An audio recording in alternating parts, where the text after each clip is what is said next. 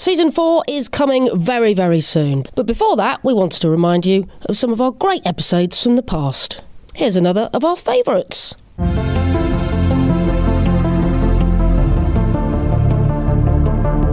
From What Goes On Media, this is Coming Out Stories. It's a podcast about one of the most important conversations of your life. I'm Emma Goswell. Time now to hear from Asad. He grew up in a British Pakistani Muslim household and feared the worst when coming out as gay to his parents. So much so, he packed a bag and got a friend to wait outside their house in his car in case he got thrown out of home. Yeah, I think I was about 6 or 7 and I really was interested, the word interested, in my primary school teacher. And I didn't really know why, I didn't know what it was, but I was very drawn to 2 primary school teachers, actually. I won't say their names. So like a sort of school kid crush. Yeah, I didn't really know what it was. But being 6 and 7 at the time, it was very weird and new. But I definitely knew I was different because I wasn't sort of interested in the girls like a lot of my other male friends were. So I didn't really know what it was, couldn't put any words to it, but just knew, oh, that older teacher's interesting. And I was very drawn to them. But it wasn't until about 10 or 11 years old, just going into secondary school, I was like, oh, that's what it is. You know, I found the language, I found the words gay, started to really understand sexuality a little bit more at that age and realised, oh, that interest actually was something sexual and based on attraction. And so it was about 11 or 12 probably by the time I thought, yeah, I think I'm gay. Yeah, I am gay, yeah. Where are we geographically then? Where was your school? Manchester and Chorlton. Yeah, you can narrow it down. There's only 2 or 3 primary schools in Chorlton. Is it the one the Bee Gees went to? It's not, no. It's not. So it's the other one. All right. It's the other one. No, we can't claim that one.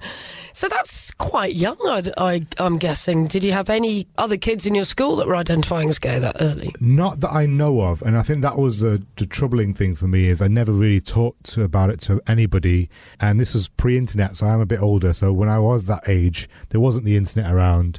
It was only until I got into secondary school that the internet started becoming the thing that it is.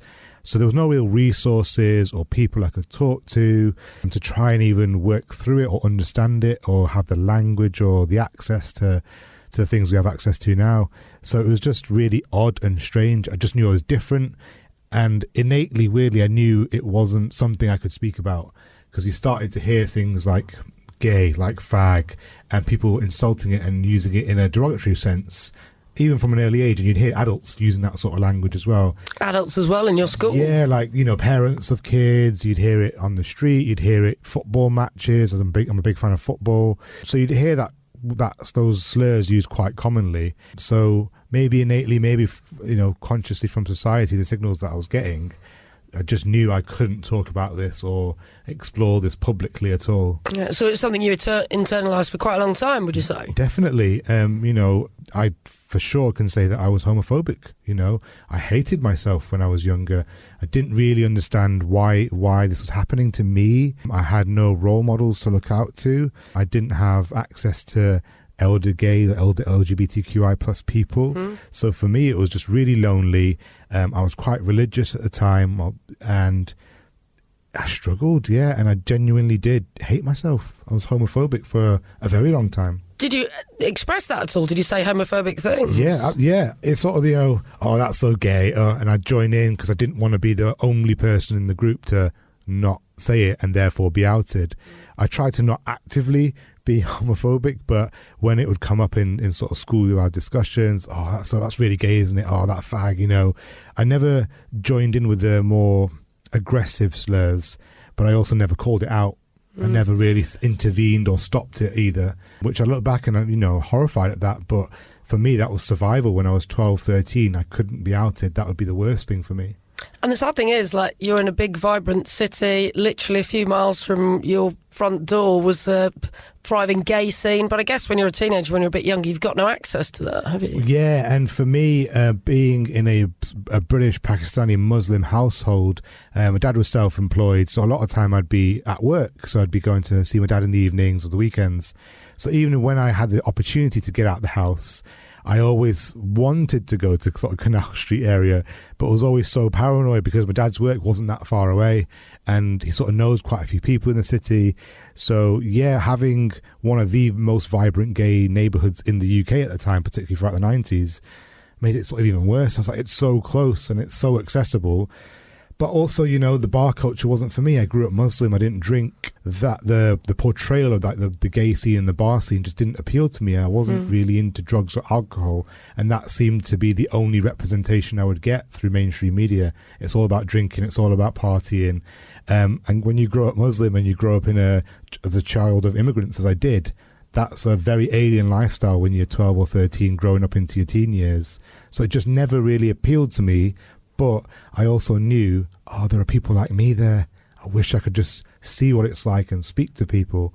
So that was a shame and quite sad when you think about it. So growing up in a Muslim household, was homosexuality ever anything that was brought up? Never. So when you're the child of immigrants, particularly Pakistani immigrants, particularly with an Islamic Muslim background, we don't talk about sex anyway. So it's not, sex is something you just do not discuss with your parents, whether it's heterosexual sex, homosexual sex. It's just a no. So even things like on TV, when there'd be like kissing scenes or romantic scenes, my dad would be like, turn over, and it would get really weird. So we were never a sexual family in that sense. You know, we wouldn't discuss anything sexual. So that's the sort of base level I was working with. Okay, and you got brothers and sisters. Yeah, an older brother and an older sister. Ironically, there was a year, I think, on Big Breakfast, and I think it was Lily Savage used to host Big Breakfast for a year, or they were on a segment of the show. So they were lying on a bed in full drag, and my dad used to love that, and it was really funny. And I thought, maybe that could be a way in, but got too scared, really, because I was about 11, 12 years old, I think, at the time. So I just remember that being an interesting moment where there was this thing that was associated with being gay, you know, drag, and my dad was fine with it. So when was the time that you did verbalise it or do anything about it? I was quite late, actually. I was 22. So I'd left the nest, I left Manchester after 18 years, and I moved to London for university. And then I started to explore my sexuality. You know, the apps had kind of kicked in by then. I'd gone to a few bars. So I was sort of exploring it and being a bit more comfortable with it myself and trying to understand myself a little bit more. Because you've got to admit it to yourself first, right? Yeah, and like I said, I was homophobic when I was in my teens. You know, I did struggle with who I was. I was very religious, so I used to, pray the gay away. That saying literally was true. Did you really? Yeah. So you went to the mosque and did this? I did, yeah. I mean, I was quite devout at one point. Friday prayers at school, obviously Ramadan, we'd go to the mosque every day, every evening. I was deeply religious, and it's something that I could never really reconcile with, even though the teachings of the Quran don't really reference homosexuality. The struggle, I think, in a lot of Muslim discussions around homosexuality is that the Quran is often brought in or misinterpreted, and then you have the cultural layer on top of that. And I think people outside don't realize just how important that cultural layer is. You talk about India as it was then, before Pakistan was created as a country. India was one of the most sex positive societies in the world. Look at the Kama Sutra. Exactly, and colonialism had that effect. It imposed Western ideals of sexuality and body image and colorism that's emerged from that as well. There's a lot of cultural and historical issues that are also associated, not just religious. So I think there's quite a few misconceptions when it comes to looking at the debates around the Parkfield School, with the curriculum of teaching LGBTQI issues, and it being an Islamic problem. It's a problem from the Muslim community.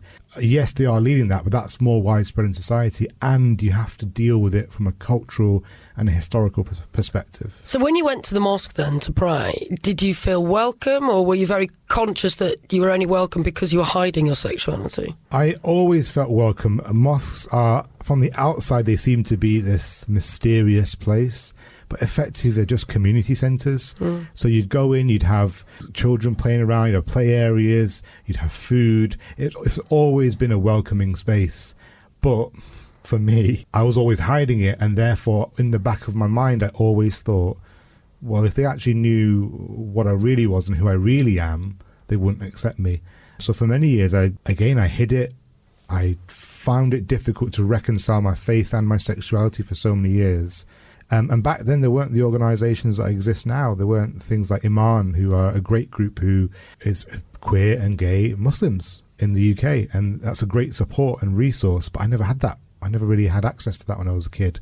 So I never really had that role model or that person to talk to or, community to feel engaged or part of. So I'm guessing it must have been in your 20s before you came out or even got a partner. So that's over 10 years of sort of internalising it, isn't it? Absolutely, yeah. And that takes a toll. That's damaging. That really is. I got into a relationship. Is this at university then? Just after university. So, I was kind of non-committal in my first years of coming out. I wanted to enjoy it. And I also thought, in my mind, when I was finished with university, I was likely to move back to Manchester, possibly join the family business, and I would likely have an arranged marriage to a woman. Was that expected? Yes, absolutely. My sister had that, my brother had that, my parents met through an arranged marriage, and that's just part of the culture.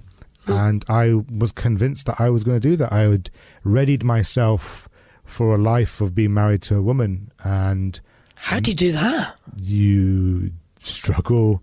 You give up a little bit of hope. You give up a part of yourself. You truly do. You realise how much of a sacrifice and a burden you're going to have to carry for the rest of your life, and to reconcile that with who you are as a person. I'm a very outgoing person, very outspoken, but then to sort of hide a huge part of yourself really takes a toll on confidence, on the way you present yourself outwardly to society and to your family.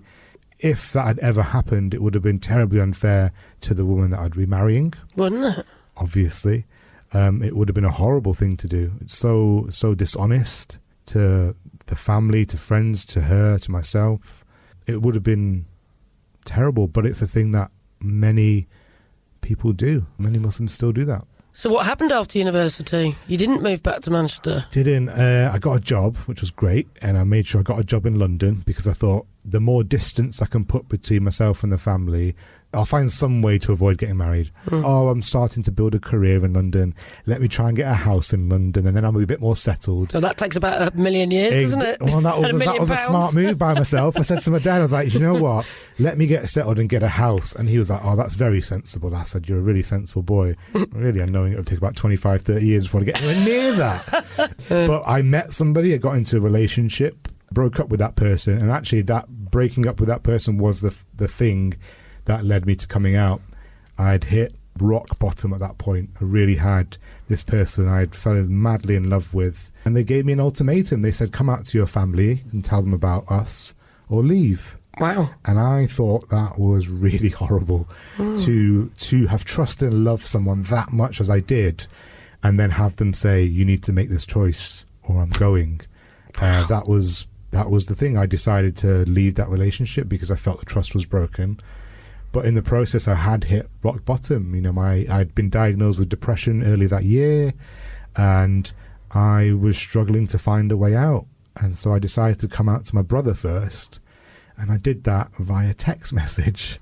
Okay. Which is not the best idea at all, because you don't get to read sort of facial expression or understand their point of view and how they've reacted. But part of you must have wanted that in a way, yes, to have that distance. I couldn't do it at the time, but with hindsight, I wish I had not have done it. I wish I had been able to see their reaction, to try and understand their point of view. Also, the waiting for a reply back from a text message like that. This is before WhatsApp, before you could see the red receipts. And It's bad enough if you're asking someone what they want for their tea and they don't reply in half an hour. That causes me so much anxiety in itself.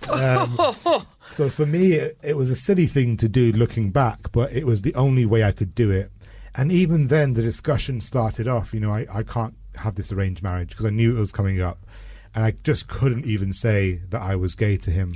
Had your parents already started getting women in, as it were, and do you know, and finding a suitor? Trying not to brag, but at my brother's wedding, so I was 18 or 19, a lot of the aunties, so the aunties in Pakistani communities are like the queen networkers. So they've got the vision. They're like, oh, he's 18 now, so he's very smart, he's going off to university. So they'd already started having conversations with my parents saying, well, we can introduce my daughter to him at the wedding. So I'd get aunties coming up to me, introducing their daughters to me at my brother's wedding. Oh my God. And then like other weddings that you'd go to, This is a very big normal thing in Pakistani and Indian weddings. You've had the aunties just queen networkers getting in there, conversation starting, introducing them to their daughters at a time, and just seeing if there was any kind of clicking or any sort of sparks. So I did have quite a few actually at the time, and I think a lot of it is around family and family values. So, you know, we're a very highly respected family in the community, and that was always a good sign. So in Pakistani and Indian communities, that is very much the thing. You know, you look for good family values and good alignment of family values. You were hot property, basically. That's it, yeah. Thanks to my mum and dad and their family values. I was like, yeah, this one's a good catch, apparently. So, yeah. But you avoided it. So how was your brother's reaction then? Not great. It wasn't. Very confused. I present as very outwardly masculine. I'm totally into football. I've always been a sports person. So the stereotype of society at that point in terms of what does a gay man look like, I was very much opposed to that. I was sort of big. I was fat. I loved sports. I loved R&B and hip-hop music. I was pretty much exactly like my brother. Yeah. I was just gay. So for him, it was really hard to reconcile the stereotype and the representation of what a gay man would look like in society versus who I was. And he couldn't really reconcile that initially. So his initial response, his immediate response was bad. Did he just deny it? No, he said I felt sick, is what he said. But that was a reply on text? That was a reply via SMS. My brother and I were incredibly close. Talked 2-3 times a day. That close, best friends. And so that was really hard to take. I just remember, being in tears on the edge of the bed with a phone in my hand, sort of waiting for that next response.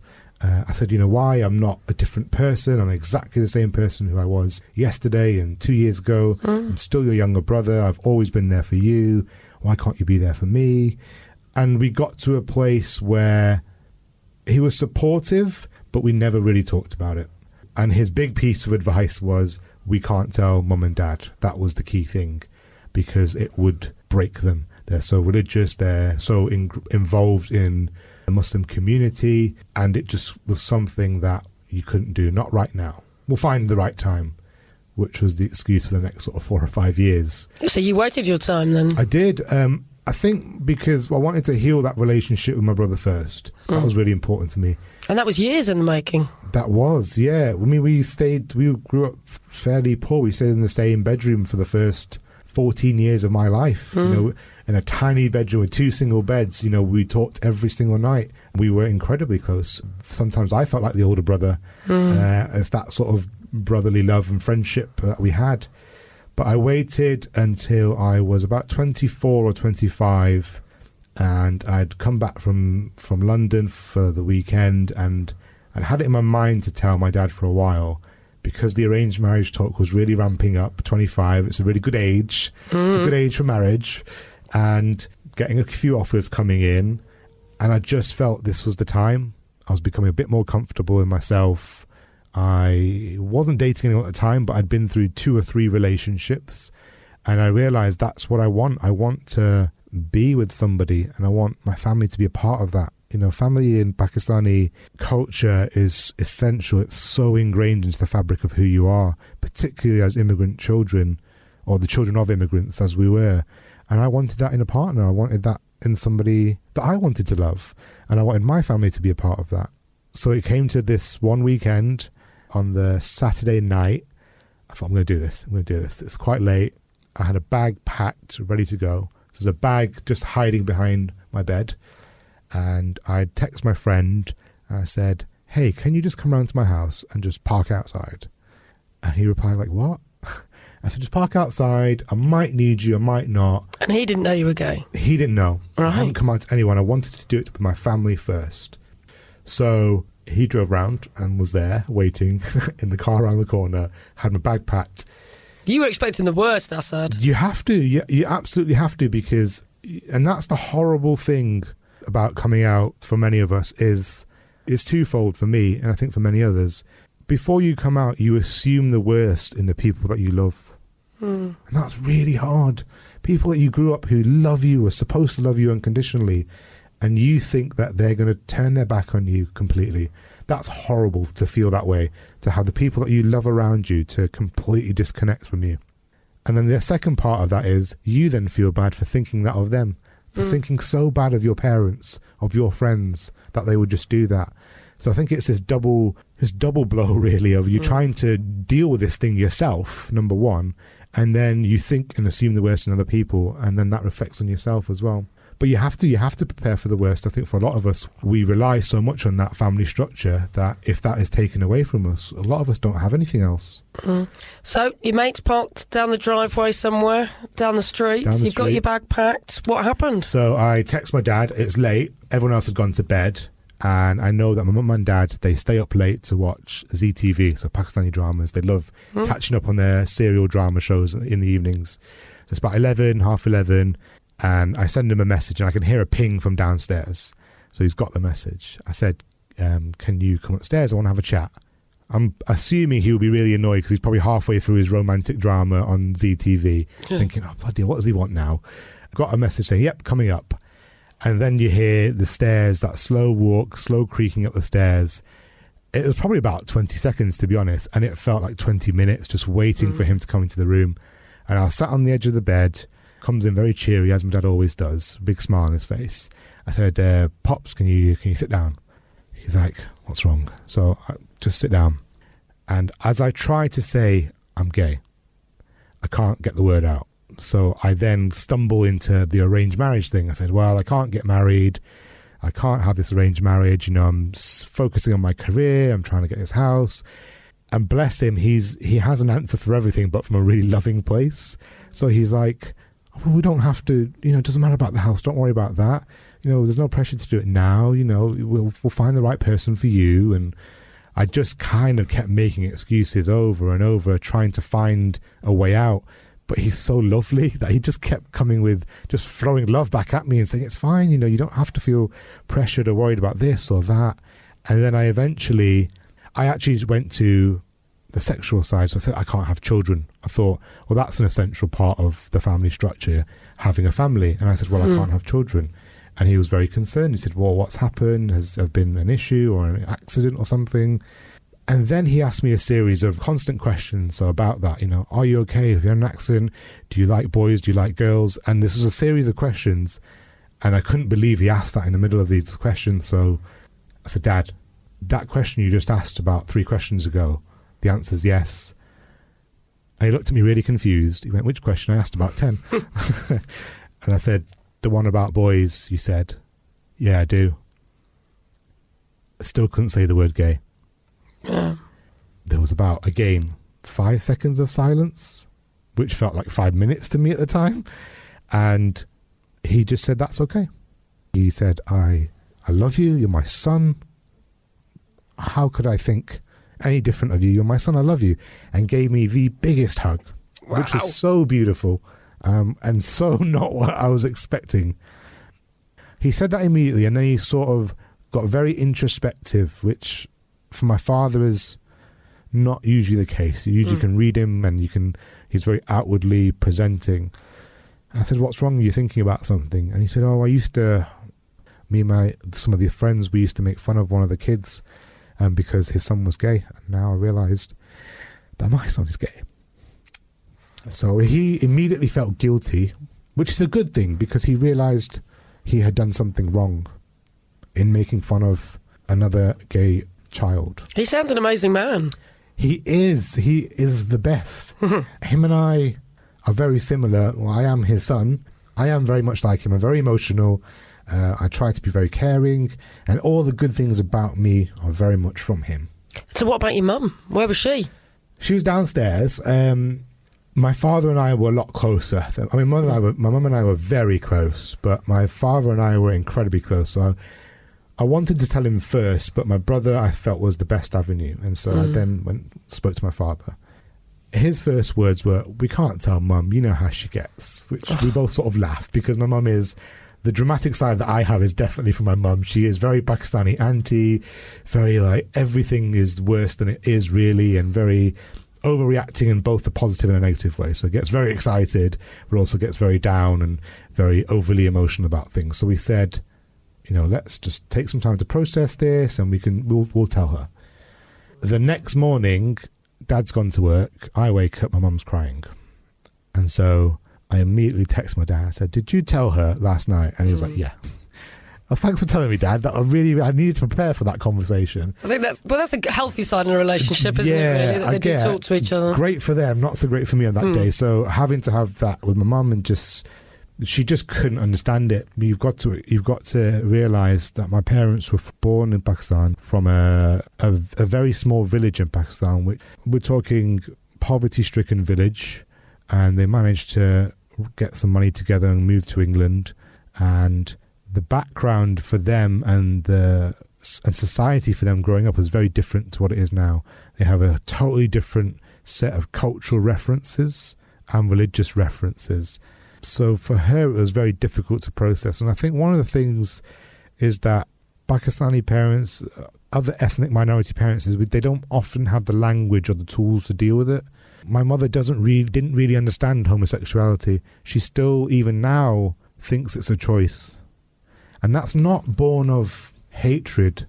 It's born of genuine ignorance. It's born because how would she, growing up in the environment that she grew up in? That's not something that's ever talked about, referenced. She has very little education. So how would she have the tools and the language to be able to navigate those conversations with her son?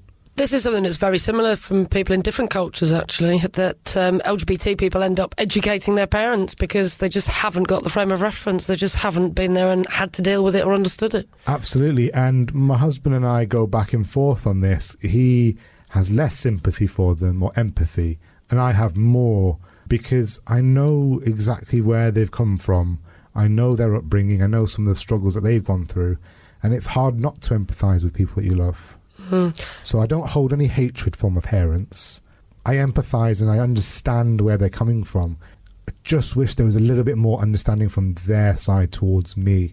Well, you just mentioned a very key word there. You said my husband. Spoiler alert, sorry. Yeah, spoiler alert. So people who are really paying attention will have noticed there might be a happy ending to this story. There is. It's a happy ending with a sad lining maybe. I ended up meeting my now husband about 7.5 years ago. So after coming out to my dad, after coming out to my mum, the relationship was still very good. Actually, it brought my father and I closer. He got to understand me a little bit more, and he felt that the trust I'd shown in him by telling him, he almost reciprocated that. But the problem is we never talked about it because it's still taboo to talk about relationships and sexuality anyway, whether it's heterosexual or homosexual. But we never talked about it. And every time I tried to bring it up, the conversation was shut down and we moved on. And that was just his way of dealing with things. He's not a person who talks about his feelings and about his worries and insecurities. He'll definitely show you that he loves you and he hugs you and he tells you that, but that generation don't really talk about their feelings. I found that across different cultures. My father-in-law is very much the same, so British born in Southampton, but does not talk about his feelings. That generation of men particularly don't. It's just not something. Did he come around in the end, though? Not really. So that's a sad thing.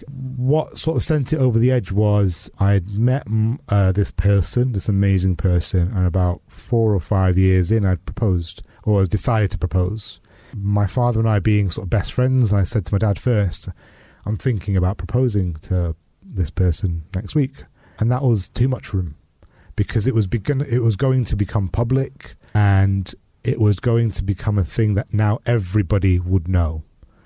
So not just my immediate family, but my extended family, my cousins, the Pakistani Muslim community would know, and he has standing in that community. And previously he hadn't mentioned the fact that his son was gay? No, it would become our secret, and our secret between 3 people, basically. I told my brother, my mother and my father, and that was it. And not your sister? No. Well, my sister was born deaf, and so being deaf in the 80s was very difficult because you didn't have access to the same education as you do now as a deaf child.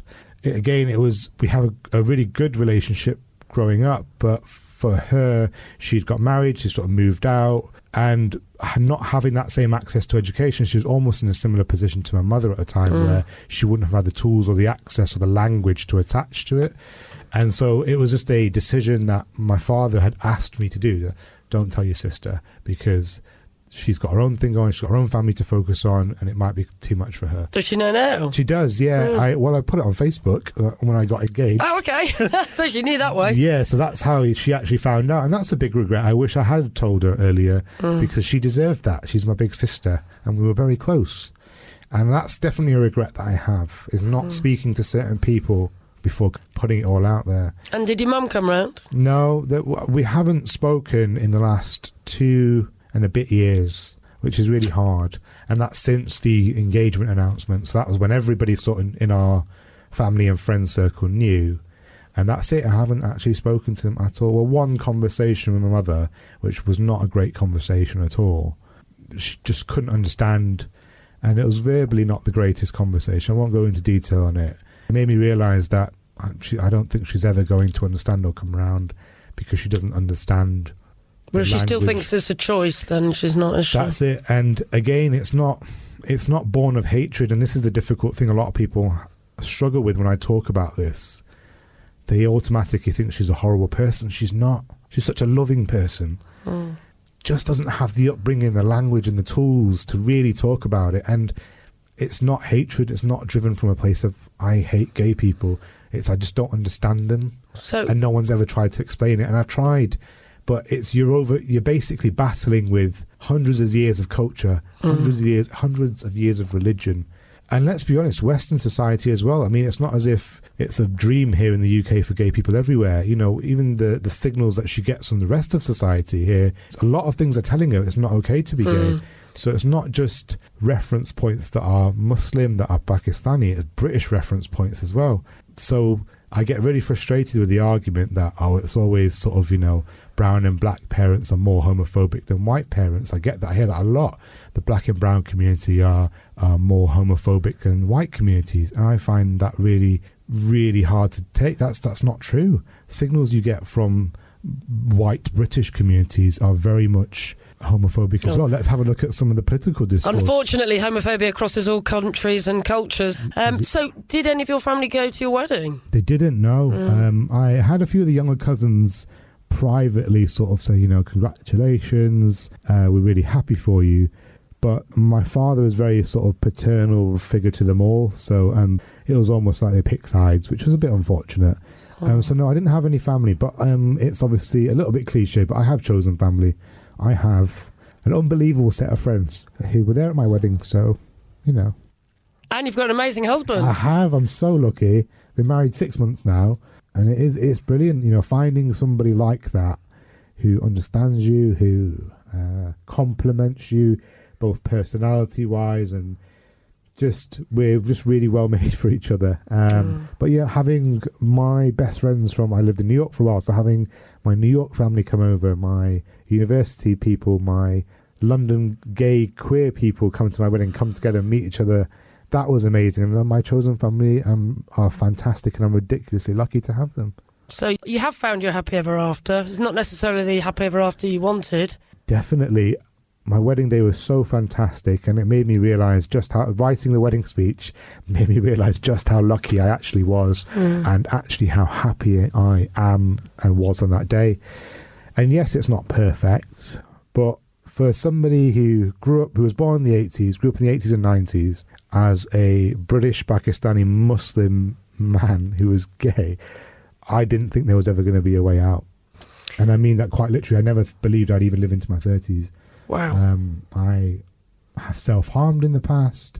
It's something that I just never ever thought I'd ever achieve any sentiment or level of happiness, and I have done. So that's a quite remarkable, beautiful thing, I think, that despite all that, despite what society has told us or told me, despite what cultural, religious upbringing that I've had, I've still found this wonderful person. I still have an amazing chosen family, and I'm happy, like I really am. And it's taken me years to get there, taken a lot of introspection, therapy, antidepressants along the way, heartbreak, but I'm here, and that's quite a remarkable, beautiful thing. So yeah, I'm so grateful to Asad for telling his story, because I do know that it was a very emotional and at times difficult process for him. Please do subscribe wherever you get your podcasts from. We'd also love to hear from you on Twitter. You can find us there at Come Out Stories. I'm Emma Goswell, and Coming Out Stories is a What Goes On media production. Next time round, you'll hear from Christine Burns. She's been at the heart of the trans rights movement and was eventually awarded an MBE for her work with ministers crafting the Gender Recognition Bill. She's also got probably the youngest coming out story I've ever heard, coming out at the age of 4, telling her own mum that she wanted to grow up to be a woman. It wouldn't be till years later, though, that she really told her parents that she was trans. I got so desperate that I actually told my parents. So I got very drunk one night, and about 3 o'clock in the morning I rang my parents. And my father answered the phone, and I said, Dad, I've got to tell you, I want to be a girl. I want to be a woman. I laughed now, looking back. He said, you better speak to your mother.